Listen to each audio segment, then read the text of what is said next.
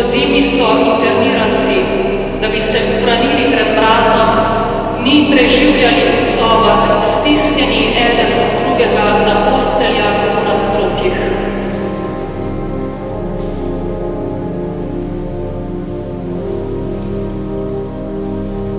Fašistični gonec. Prenatrpanost, ki se je pridružila podhranjenost, je privedla do ušivosti, gari in raznih infekcijskih bolezni. 70% nosečih internirank je rodilo mrtve otroke. Hrana je bila sestavljena iz juhe, v kateri je bil kak makaron in malo riža in manj po 10 gramov kruha. V začetku leta 1943 je bilo veliko internirancev še vedno bosi, razcapani in brez najnujnejšega kriva.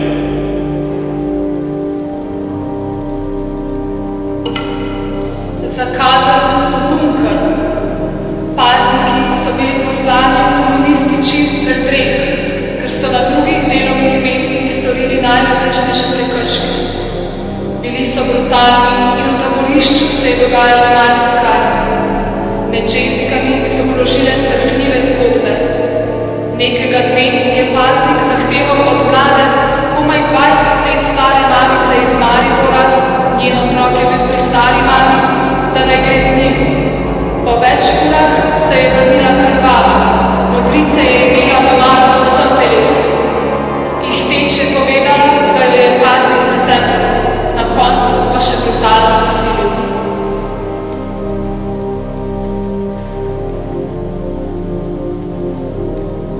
Vsak dan je bila priča barbarskega pričanja nacističnih SS-cev. Fašistični gonec je natrpanost, ki se je pridružila podhranjenost, je privedla do ušivosti, gari in raznih infekcijskih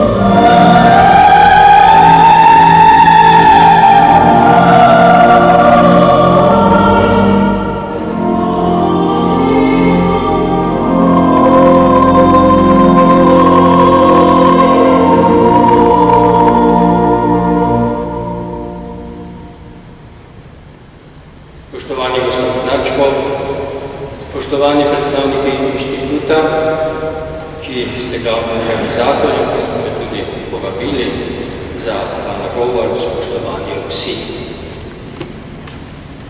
Pred žrtvami, ki se jih spominjamo, je bilo pravzaprav najbolje občati.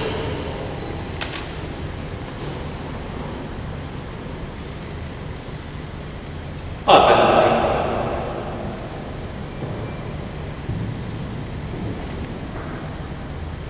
po 100 letih prve svetovne vojne zgodovinarji še vedno odkrivajo nova dejstva in nove velike, ki v marsičem znano ali zmagovito interpretacijo postavljajo pod vprašanje.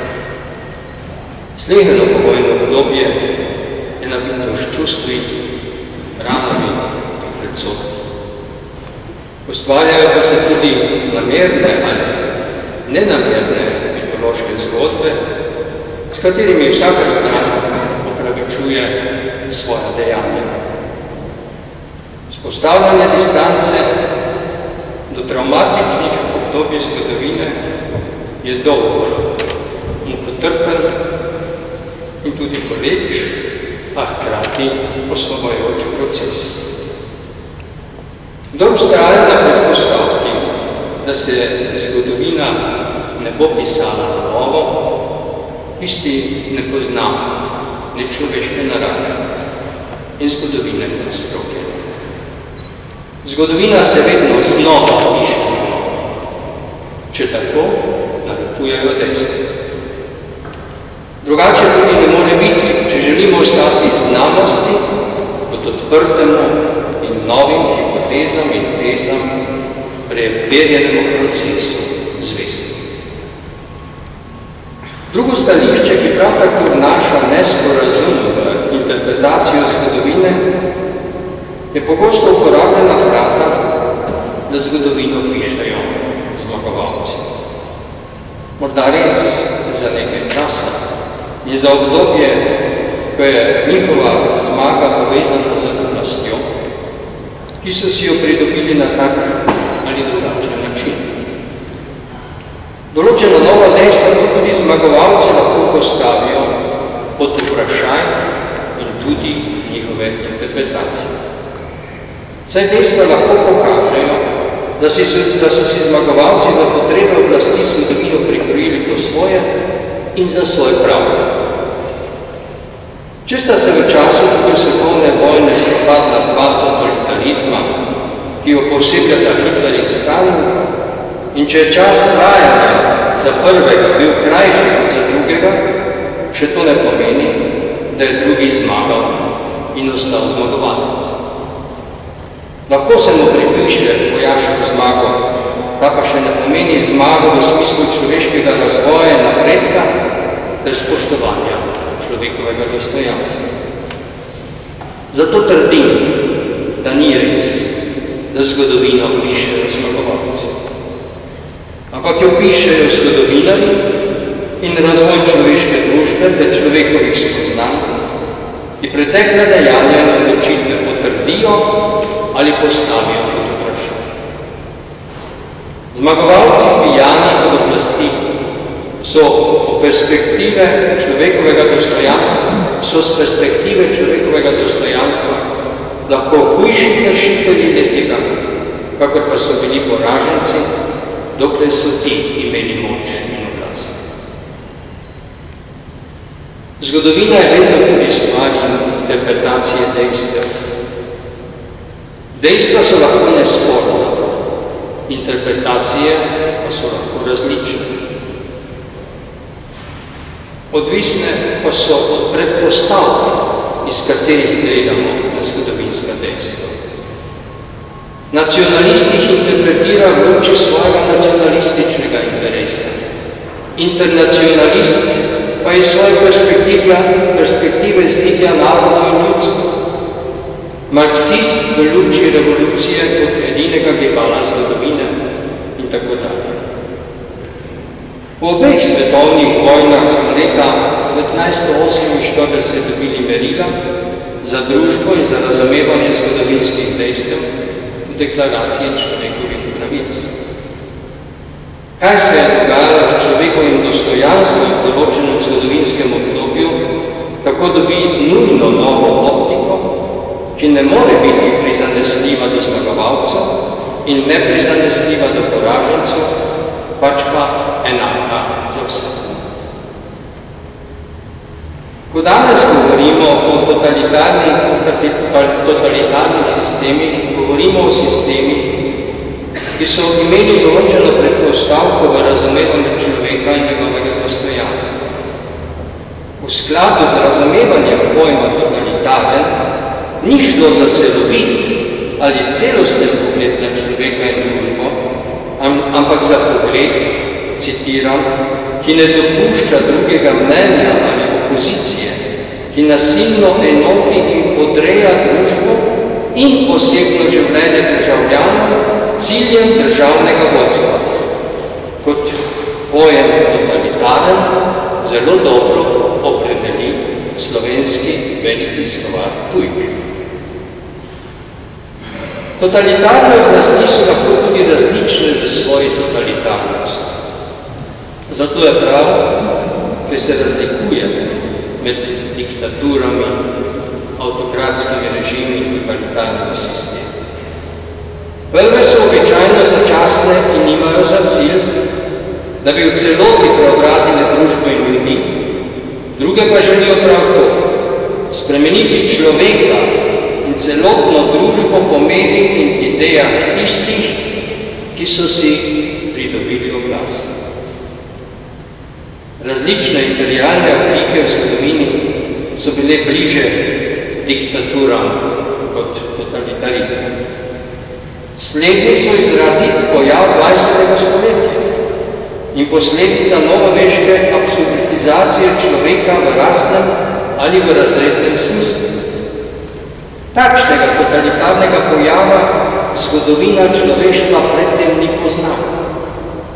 Samo novoveški človek je svojo subjektiviteto postavil za edino zveličavno merilo vsega, to pa pomeni, da je pripravljen poteptati tako naravo kot kulturo, ki je skozi tisočletja narekovala tudi oblike družbenega življenja. Drugače povedano, ena ideja o človekovi resničnosti postane merilo za vse. Ideologija, ki ni več pripravljena videti človeka in družbe v njeni kompleksnosti, postane ekskluzivno merilo oblasti do posameznika in družbe kot celote. Fašizem in nacionalsocializem sta videla človeka skozi optiko rase, komunizem pa skozi optiko razredne družbe in revolucije. Gre za antropološke in družbene dogme, ki nimajo s verskimi dogmami nobene zveze, saj nad njimi ni bilo ne neba, ne moralnega imperativa, ampak samo Führer. Najprej in najbolj dosledno je svoj totalitarizem razvil komunizem. Zato je od vseh najbolj trdovraten in globoko zažrt v človeško zavest in podzavest. Po nekaterih ocenah je zahteval 200 milijonov žrtev. Germanski nacionalsocializem in italijanski fašizem nista bila tako dolgo na oblasti, da bi lahko prodrla vse družbene pore. Tudi nista igrala na najbolj občutljivo družbeno noto na človekov socialni položaj. Končno nista imela možnosti, da bi po drugi svetovni vojni svoj družbeni model izvažala po celem svetu. Kar je komunizmu bilo omogočeno, ne nazadnje tudi zaradi tega, ker se je uspel postaviti na stran zmagovalcev proti nacionalsocializmu, čemer sta mu pomagala anglo-ameriška zaveznika.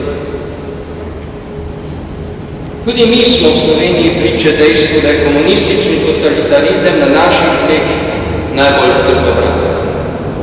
Zato ne čudi, da imamo v Evropski zvezi edini parlament, ki ni ratificiral resolucije Evropske zavesti in totalitarizma. Zakaj je temu tako? Najprej zato, ker je komunizem imel za svoj cilj, da spremeni človekovo naravo. Zato je potreboval najprej revolucijo kot sredstvo za pridobitev oblasti. Ko je imel oblast, je svoj koncept človeka in družbe pričel izvajati na vseh družbenih ravneh, vse do religiozne dimenzije, ki je človekov najgloblja in najintimnejša. V bistvu je komunizem sebe vzpostavljal kot novo religijo, zato je do vseh religij bil odklonilen, nasilen in brez kompromisa. V ljudeh pa je pustil religiozne elemente pripadnosti sistemu. Zato je njegova revitalizacija možna in pri tako visokem procentu državljanov uspešna, še posebej tam in tako je v Sloveniji, kjer ne poznamo tako močne identifikacije narod vera, kot je to v večini bivših držav za železno zaveso, še posebej v državah, kjer prevladuje ortodoksna cerkev. Komunizmu sicer ni uspelo spremeniti človeka po svoji meri, a dovolj, da postkomunistični človek živi v identitetni zmedi in vrednostno izgubljenem vesolju. Ko je propadal kot sistem in se je zdelo, da nima več moči za spreminjanje zavesti in se je uveljavilo prepričanje, da je vsak posameznik edino merilo vsega in za vse, je ta kombinacija med absolutizacijo novoveškega subjekta in razpadom totalitarnega sistema rodila neke vrste totalitetu subjekta nad samim seboj in nad svetom okrog njega. Z drugo besedo, vsak je edino merilo samemu sebi. Ker je zavest o družbeni pripadnosti v totalitarnem sistemu bila prihrana do absurda, je subjekt sicer obrnil hrbet, a hkrati ohranil prepričanje o veličini lastne totalitete. Biblično bi lahko tako nazorili z besedami iz Matejevega evangelija. Kadar nečisti duh odide iz človeka, hodi po suhih krajih brez vode in išče pokoja in ga ne najde. Tedaj pravi, vrnil se bo po svojo hišo, iz katere se odšel. Ko pride, ga najde prazno, pometeno in urejeno. Tedaj gre in si privzame 7 drugih duhov, hujših od sebe, in gre do vanjo in tam prebiva. Nazadnje je s takim človekom huje, kot je bilo na začetku. Tako bo tudi s tem podobnim rodom, zaključi Matej. Spoštovanje v našem slovenskem prostoru smo vedno znova priče burnim reakcijam, ko gre za soočenje s preteklo zgodovino. Bodimo prepričani, da čas dela v prid spoštovanja človekovega dostojanstva in interpretacije zgodovine in to spoštuje. Zadnje pogromaške reakcije na intervju gospoda Možine s gospodom Dežmanom ter popolnoma servilen odziv srednjega nacionalnega medija samo potrjuje tezo o trdoživosti komunistične miselnosti, ki se je dejansko v Sloveniji zalezla vse pore človeških družb in družbene zavesti. Prav delo in prispevki Možine in Dežmana so neprecenljiv doprinos k celovitejšemu pogledu na našo bolj preteklo zgodovino, Možina z intervjuji, Dežman pa z identifikacijo pomorjenih žrtev komunističnega totalitarizma postavljata človeka kot posameznika z njegovim dostojanstvom v središče zgodovine. Njuno delo in delo vseh, ki na tem področju raziskujejo, definitivno piše zgodovino na novo z odkrivanjem zamolčanih in prikritih dejstev.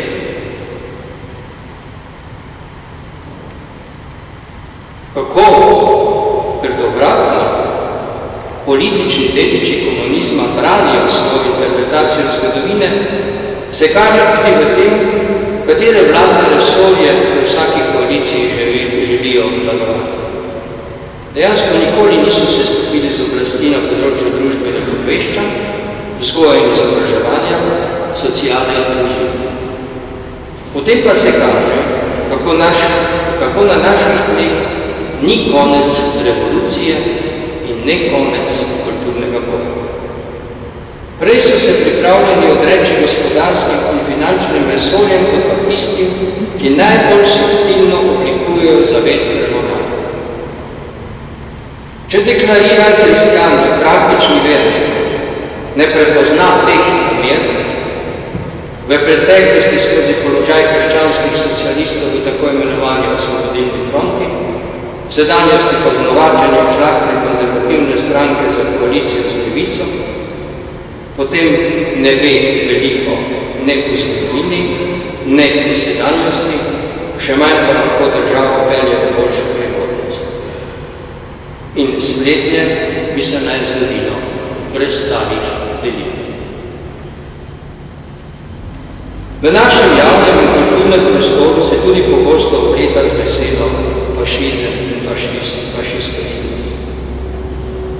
Če fašizem razumemo v njegovi izvornosti kot nacionalistično in korporativistično ideologijo, katere simbol je lektorski snop, lahko najprej ugotovimo, da gre za pojem, ki ima več politično-polemične vsebine kot resne družbeno-znanstvene opredelitve. Ne vem in ne poznam, če je kdaj kakšen Slovenec bil fašist. Vsekakor pa nikoli na Slovenskem ni šlo za politično gibanje, ki bi ga lahko poistovetili s fašizmom. Tudi nacionalsocializem kot političnega pojava pred drugo svetovno ni bilo razen kakšnih tihih simpatizerjev. Noben od teh dveh totalitarnih sistemov v našem narodu ni imel ne idejne, ne politične programe. Že po naravi zgodovinskih dejstev je bilo to nemogoče. Primorska je bila antifašistična od klega do kmeta do proletarca. Osrednja Slovenija in Štajerska pa antinemška zaradi odpora v germanizaciji. Geslo smrt fašizmu, svoboda naroda je tipični politično-propagandni konstrukt komunistov, ki so nam ga odcepili od pionirskih let naprej in še ga danes ponavljajo.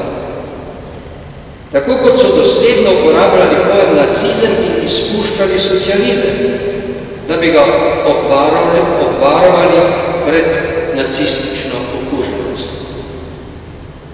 Že sama pojmovna zmeda in netočnost pojmovanja in razumevanja tako totalitarizma kot opredeljevanja ljudi v času okupacije in revolucije na Slovenskem nam govori o tem, da smo bili ves čas priče manipulacije zgodovine, ki jo je potrebno očistiti, pa naj bo to komu všeč ali ne. In za konec še misel o sedanji Evropi in evropski skupnosti. Če smo v 90-ih letih bili prepričani, da Zahodna Evropa ve, kaj se ruši s Berlinskim zidom in zakaj je takrat šlo, smo danes tako prepričani, da ne razumejo in nočejo razumeti, da so ostanki komunističnega totalitarizma v bivših komunističnih državah veliko bolj navzoči in v revitalizaciji, kakor pa fašizem in nacionalsocializem v Italiji ali Nemčiji. Kdor si pred tem zatiska oči in bojim se, da je takšnih v društvu vedno več, dela nezadržno v prid procesu razgradnje Evropske unije in vrnitve totalitarizma v pristranskih kratih v evropske in nacionalne politične strukture. Ko bomo do vseh totalitarizmov in do vseh oblik holokausta imeli enaka merila presoje, takrat bomo morda mirneje stvari. Danes pa je čas izjemne budnosti in pozornosti, da se ponavljanje zgodovine prepreči prej, kot bo preprosto. A pri tem imamo eno veliko težavo, ki sem jo zgoraj poimenoval totaliteta subjekta ali 7 hudih duhov, ki so hujši od prejšnjega enega v sistemu prepoznava. Pa naj ne zaključim tako pesimistično. Vsi, ki smo tukaj, smo lahko danes hvaležni, da živimo v desetletjih miru in da na svoji lastni koži nismo občutili grozot totalitarizma tako, kako se jih občutili tisti, ki se jih danes spominjamo. Hvala.